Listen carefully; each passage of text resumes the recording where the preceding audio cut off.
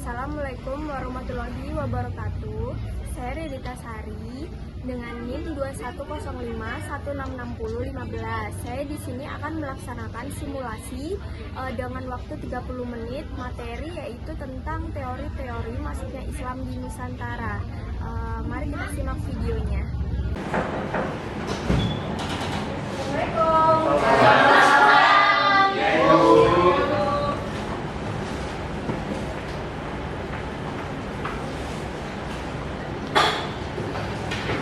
Baik, untuk mengawali mata pelajaran hari ini, ketua kelas mohon dipimpin teman-temannya untuk berdoa. Baiklah, kawan-kawan, sebelum kita mulai pelajaran kita hari ini, marilah kita berdoa menurut agama dan keyakinan kita masing-masing. Berdoa dimulai.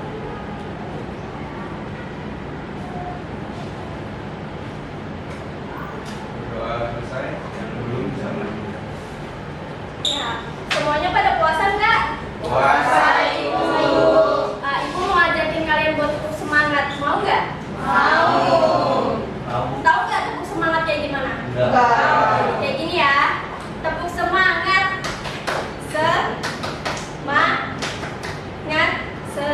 semangat, gitu ya. Ya, Bu. Mulai ya, tepuk semangat. Semangat. Oh iya. Oh maaf, ibu kurang fokus. Ulang ya. Ya, baik, Bu. Tepuk semangat. Semangat.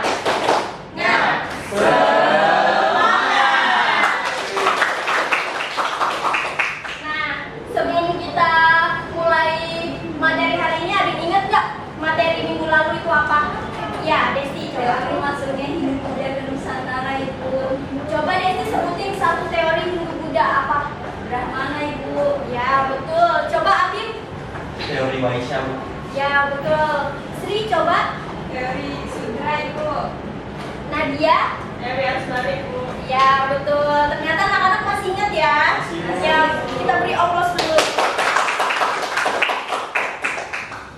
Nah, untuk materi hari ini yaitu teori-teori masuknya Islam di Nusantara. Ada yang tahu nggak teori Islam di Nusantara itu teori apa aja sih? Boleh, Abi? Yang saya tahu ada teori Arab. Iya. Ada lagi yang tahu? Ya, betul. Ada lagi? Teori Persia Bu.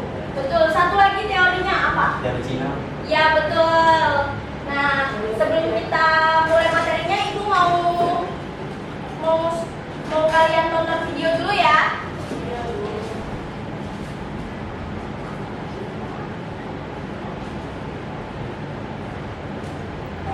Yo guys, jumpa lagi di Histori Indonesia. Pada video sebelumnya kita sudah membahas mengenai sejarah munculnya agama Islam. Bagi yang belum menonton, silahkan cek link yang ada di kanan atas video ya. Pada video kali ini kita bakalan membahas tentang masuknya agama Islam ke Indonesia. Seperti kita tahu, agama Islam merupakan agama yang paling banyak dianut masyarakat Indonesia, yaitu sekitar 87%. Lalu bagaimanakah proses masuknya agama Islam ke Indonesia? Mari kita bahas guys. Untuk memulai proses masuknya agama Islam, kita perlu membedah teori terkait masuknya agama Islam ke Indonesia guys. Teori tersebut yaitu teori Gujarat, teori Mekah, dan teori Persia. Teori Gujarat. Teori ini didukung oleh Snoop Cordonier, William Sutherland, Bernard Fleck, dan J. Pitnapper. Menurut teori Gujarat, Islam masuk ke Nusantara sekitar abad ke-13, dibawa oleh para pedagang Islam dari Gujarat.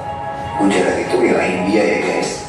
Lalu apa sih yang menjadi dasar dari teori ini? Ada dua bukti yang mendukung teori ini guys. Pertama, batu nisan Sultan Malik al-Saleh, Sultan Samudra yang meninggal tahun 1297. Batu nisan Sultan bercorak Gujarat, India. Hal ini diyakini oleh para sejarawan sebagai bukti kuat bahwa pengaruh Gujarat telah ada di Aceh. Bukti kedua yaitu tulisan Marco Polo, seorang pedagang dari Venesia, Italia yang menyatakan pernah singgah di Perlak pada tahun 1262 dan mendapati banyak penduduknya beragama Islam. Marco Polo juga menyebutkan peran dari pedagang-pedagang India yang aktif dalam penyebaran agama Islam.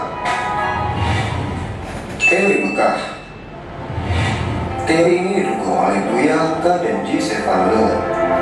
Menurut teori Mekah, pengaruh Islam telah masuk ke Nusantara sekitar abad ke-7, dibawa langsung oleh para pedagang Arab.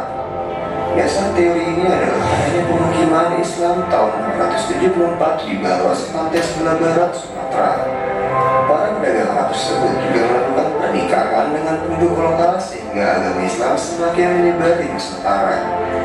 Menurut Hamka, kedatangan awal bangsa Arab tersebut tidaklah dipengaruhi oleh faktor ekonomi, tetapi lebih kepada motivasi dan dorongan untuk menyebarkan agama Islam.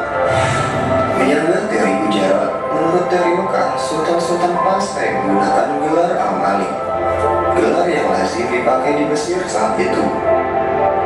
Selain itu, teori ini meyakini Islam yang berkembang di Samudra Pasai menganut mazhab Syafi'i, mazhab besar di Mesir dan Mekah pada masa itu. Sedangkan daerah Gujarat menganut mazhab Hanafi. Kalau kalian belum tahu apa itu mazhab dalam Islam yaitu pandangan tentang hukum yang berlaku. Misalnya tata cara sholat, hukum memakai cadar, dan lain-lainnya. Dalam Islam ada 4 mazhab utama, yaitu mazhab Hanafi, Maliki, Syafi'i, dan Hambali. Teori Persia. Menurut teori yang didukung oleh Hussein Jaidiningrat dan Umar Amir Hussein ini, Islam di Indonesia dibawa masuk oleh orang-orang Persia sekitar abad ke-13. Kalangan ahli sejarah sering menyebutkan kepulauan Nusantara sebagai bagian dari wilayah operasi dakwah dan wilayah dagang kerajaan Persia di masa lalu. Bukti pendukung teori ini adalah adanya upacara tabut atau tabui. Upacara tabut diperingati setiap tanggal 10 Muharram di Bengkulu dan Sumatera Barat untuk wafatnya Hasan bin Ali dan Husain bin Ali, cucu Nabi Muhammad. Perayaan ini disebut juga dengan perayaan Asyura. Perayaan Asyura ini juga merupakan ritual tahunan di Persia. Tradisi dan lambang-lambang yang ditampilkan dalam upacara tabut memiliki kesamaan dengan tradisi di Persia. Selain itu, kesamaan tradisi Persia juga dapat kita lihat pada perayaan Maulid Nabi atau Maulud Lokowa di Cikowang, Takalar, Sulawesi Selatan. Oke guys, demikianlah pembahasan mengenai masuk.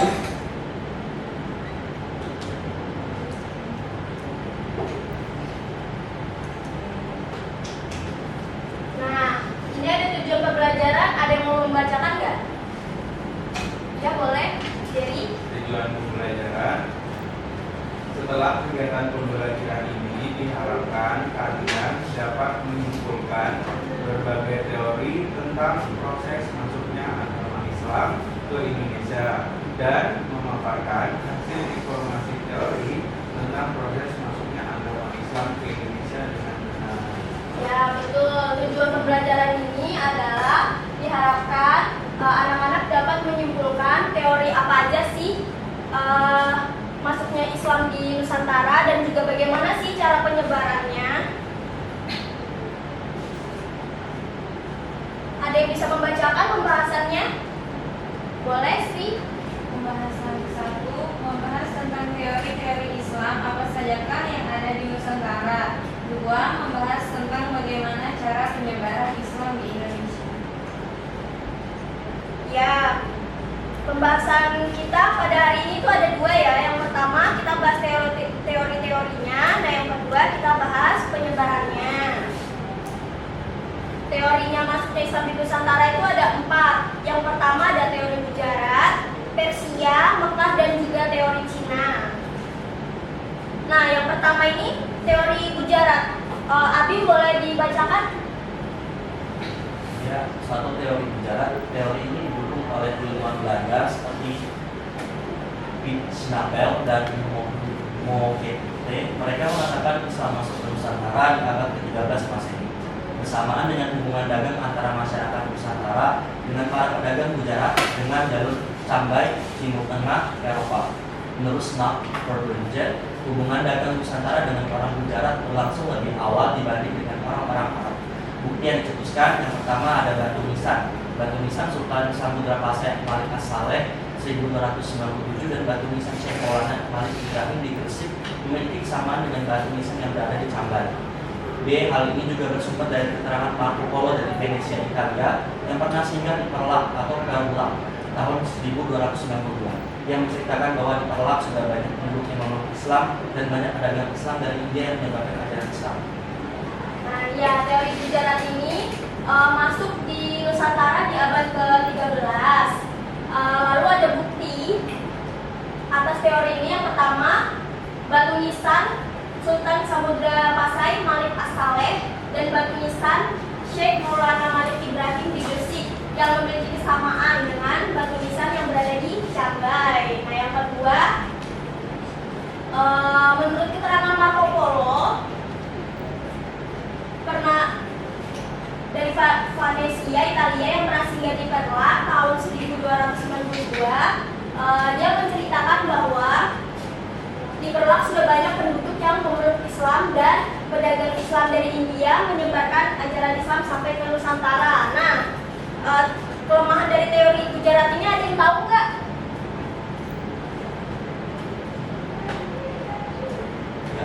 Ayo coba Nadia. Kalau bisa dikatakan Islam masuk pada abad 7, maka kekuasaan Islam di Timur Tengah masih dalam genggaman Khalifah Umayyah yang berada di Damaskus, Baghdad, Makkah, dan Madinah, Bu. Jadi tidak memungkinkan bagi ulama Persia untuk menyokong penyebaran Islam secara besar-besaran di Nusantara. Ya, betul. Nah, untuk selanjutnya teori Persia. Coba siapa ada yang bisa membacakan? Ya, boleh Reski. 2. Teori Persia. Situs teori ini adalah Umar Amir Hussein dan Hussein Hidayat. Menurut teori ini, Islam masuk di Nusantara pada abad ke-7 Masehi dibawa oleh kaum Syiah atau Persia. Bukti dari teori ini yang pertama, peringatan 10 Muharram atau Asyura atas meninggalnya Hasan dan Husain, cucu Nabi Muhammad yang sangat dijunjung oleh orang Syiah atau Islam Iran. Yang kedua, di Sumatera Barat, peringatan tersebut disebut dengan upacara tabut, sedangkan di Pulau Jawa ditandai dengan pembuatan bubur syurok. Yang ketiga, kesamaan ajaran sufi. Keempat, penggunaan istilah Persia untuk mengajar huruf Arab. Keenam, kesamaan seperti kaligrafi pada beberapa batu nisan. 7, bukti maraknya aliran Islam Syiah khas Iran pada awal masuknya Islam di Indonesia. Dan terakhir, adanya perkampungan leren di kiri daerah Gresik. Ya, betul. Teori Persia ini, kenapa ada teori ini? Karena banyak kesamaan dengan masyarakat Nusantara dengan masyarakat Persia. Contohnya seperti peringatan 10 Muharram. Nah, seperti yang di PowerPoint ya, itu kesamaannya. Makanya ada teori ini. Nah, selanjutnya ada teori Mekah. Boleh dibacakan, Sri? Teori Makkah. Teori Arab atau teori Makkah menyatakan bahwa proses masuknya Islam di Indonesia berlangsung saat abad ke-7 Masehi. Islam dibawa para musafir Arab Mesir yang memiliki semangat untuk menyebarkan Islam ke seluruh belahan dunia. Bukti teorinya, pada abad ke-7 yaitu 674 di pantai barat Sumatera sudah terdapat perkampungan Islam Arab dengan pertimbangan bahwa pedagang Arab sudah mendirikan perkampungan di Kanton sejak abad ke-4. Hal ini juga sesuai dengan berita Cina. B. Kerajaan Samudra Pasai menganut aliran mazhab Syafi'i, di mana pengaruh mazhab Syafi'i terbesar pada waktu itu adalah Mesir dan Mekah. Sedangkan Gujarat atau India adalah penganut mazhab Hanafi. C. Adanya penggunaan gelar al-Malik pada raja-raja Samudra Pasai yang hanya lazim ditemui pada budaya Islam. Ya, betul. Teori Arab ini dianggap teori yang paling kuat dan juga kelemahannya itu hanya di bagian faktanya, buktinya, karena masih belum banyak bukti bahwa Arab itu ikut serta dalam penyebaran Islam di Nusantara. Nah, ini teori yang terakhir nih, teori Cina. Ada yang mau membacakan? Boleh Anissa Silvi yang paling ujung yang main HP. Teori yang keempat yaitu teori Cina, di mana teori ini dikemukakan oleh Samuel Mulana dan Sumanto Al-Qurtubi, di mana beliau ini menyebutkan bahwa Islam masuk ke Indonesia karena dibawa oleh para muslim Cina yang datang ke Nusantara. Ada bukti dari teori tersebut. Yang pertama yaitu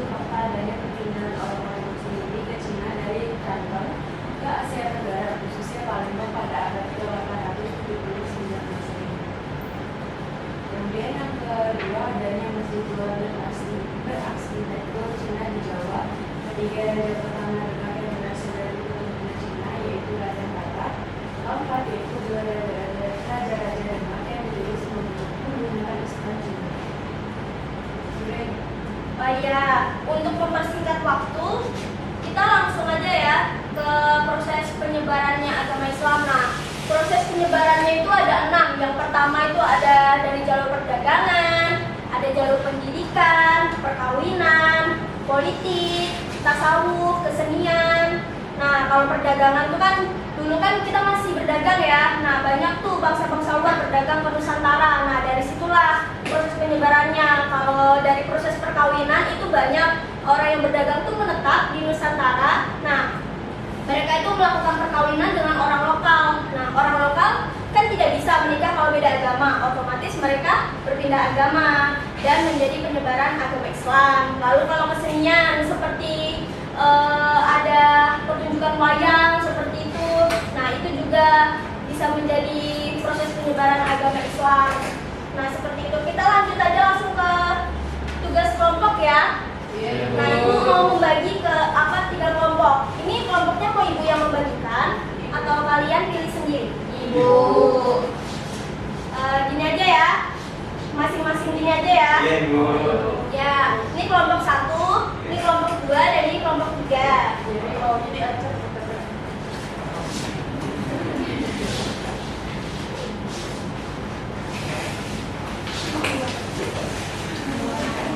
Nah, itu ada 4 soal pilihan ganda. Setiap satu soal itu poinnya ada 25. Nah, kelompok yang nilainya paling tinggi nanti akan ibu tambahkan poin plus di nilai UTS-nya ya. Nah, yang buat tugas yang kedua itu kalian pilih satu teori yang menurut kalian paling menarik, nanti kalian presentasikan di depan. Ya, Ibu.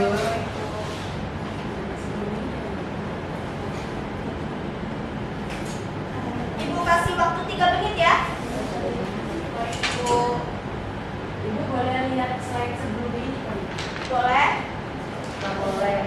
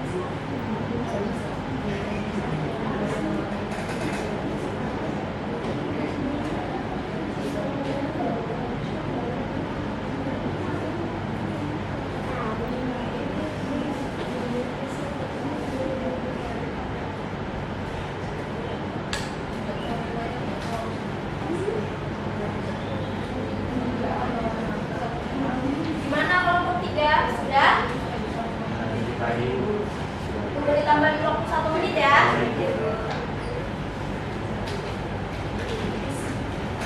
Kelompok 1 silakan menuliskan jawabannya di sini. Jawaban nomor 1, 2, 3, 4. Kelompok 1, Ibu.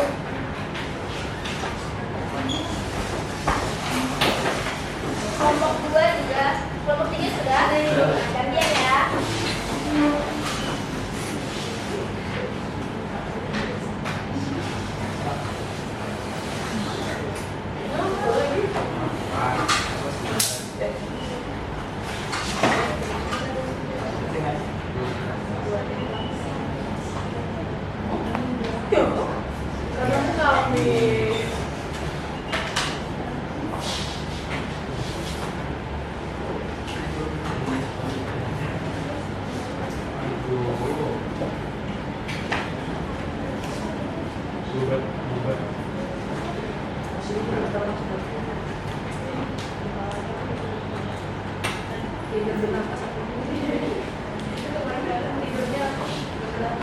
Kelompok 3 boleh?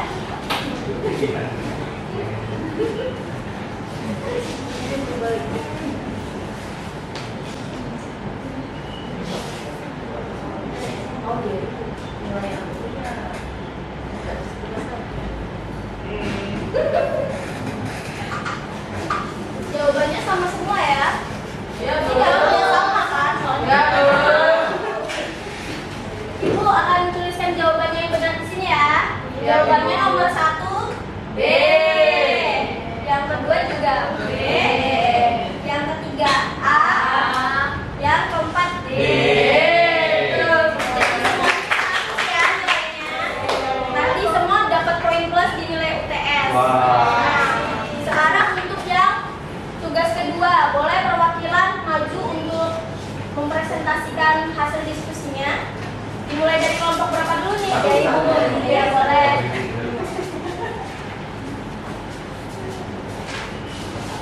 Nomor 1 jawabannya jadi untuk soal kedua di kelompok kami itu soalnya kan menjelaskan satu teori yang paling menarik menurut kelompok. Nah, jawaban kami itu yang paling menarik itu teori Makkah. Kenapa? Karena teori Makkah adalah salah satu pendekatan yang digunakan oleh sejarawan untuk menjelaskan proses masuknya Islam. Teori ini menyoroti peran penting kota Makkah sebagai pusat keagamaan dan perdagangan pada masa pra-Islam. Menurut teori ini, penyebaran Islam dimulai di Makkah, di mana Nabi Muhammad menerima wahyu pertamanya. Ya, beri opas dulu dong untuk kelompok 1. Kelompok 2 boleh perwakilan. Dari kelompok kami, teori yang paling menarik itu teori tersia. Meskipun kelemahan dari teori ini masih minim akan bukti, tetapi kelebihannya adanya perayaan 10 Muharram di Bengkulu, Sumatera Barat. Lalu keunikan teori ini terletak pada pandangan Persia atau Iran yang memiliki ciri khas budaya, sejarah, dan identitas yang unik. Ya, kelompok 3, silakan kelompok terakhir. Oke, terima kasih Bu. Kalau menurut kelompok kami, yaitu teori yang menarik itu teori bijarat. Pertama karena banyak banget bukti misalnya yang jadi alasan dia memperkuat teori ini. Terus teori ini juga menyebutkan bahwa agama Islam itu masuk ke Indonesia kan melalui perdagangan. Dan semenjak sebelum Islam masuk tuh Hindu Buddha sudah melakukan perdagangan dengan orang-orang bijarat. Ditambah lagi ada kesamaan dan kesamaan tahun ya dari para peneliti terhadap teori ini membuktikan bahwa teori ini sangat menarik bagi kami. Beri opas dulu. Karena waktunya sudah tinggal sedikit, Ibu mau minta kalian untuk menyimpulkan materi hari ini. Ada yang bisa menyimpulkan? Ibu. Ya boleh Nadia, hadapnya ke sini Nadia boleh. Dulunya di depan.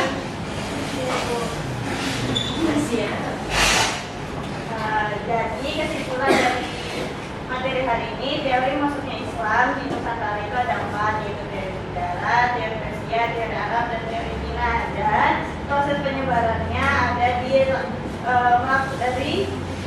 dengan cara berdagang, perkawinan, pendidikan seperti pesantren, kesenian dan ajaran politik, Bu. Juga ada ajaran tasawuf. Ya betul. Selain Nadia, ada yang bisa buat menyimpulkan lagi nggak?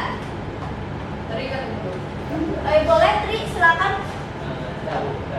Gak apa-apa, dicoba aja. Berarti tidak menyimak kalau tidak bisa. Jadi teori masuknya Islam itu ada teori Arab, ada teori Mekah, ada teori Bidarat, sama teori Persia itu aja. Ya, satu orang lagi deh. Anissa Silvi mungkin. Sama Ibu, ya kurang lebih dari teman-teman ada teori yang masuk itu ada teori dari Mekah, dari Bidarat, kemudian dari Cina. Satunya apa Ibu? Ayo, apa ingat dulu. Apa? Teori Persia. Kita beri opos dulu buat kita. Semangat dulu ya sekali lagi sebelum pulang.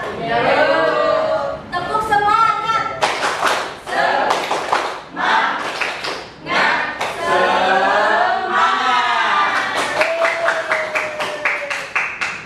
karena kita mengawali dengan berdoa, kita akhiri juga dengan berdoa. Ketua kelas mau dipimpin teman-temannya untuk berdoa. Baiklah kawan-kawan, sebelum kita pulang, sebelum kita berdoa untuk agama dan keyakinan kami masing-masing berdoa.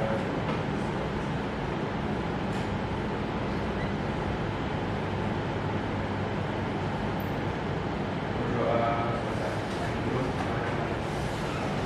Ibu akhiri, kurang lebihnya Ibu mohon maaf. Assalamualaikum warahmatullahi wabarakatuh. Waalaikumsalam warahmatullahi wabarakatuh.